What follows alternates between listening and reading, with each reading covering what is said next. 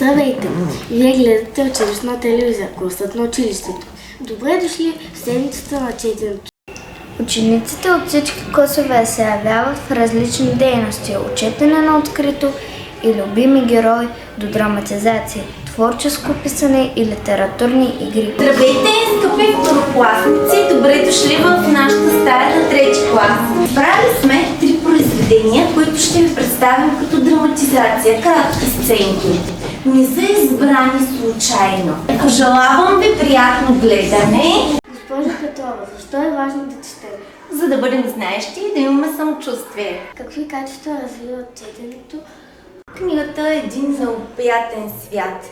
Развива първо най-важно въображението, развива езиковата култура, учи ни на емпатия, на критично мислене, изключително важни в днешния свят. А как да вдъхновихте учениците си за тяхното участие? За мен е важно моите ученици не само да четат, но да четат и с разбиране. Затова много често в часовете си използвам драматизация. Чрез движение, чрез интонацията те преживяват случката. Така стават по-уверени и мотивирани да участват в подобни инициативи. Благодаря. Благодаря и аз. Учениците от прогимназия посетиха малките си приятели, заедно четоха откъси от любими произведения.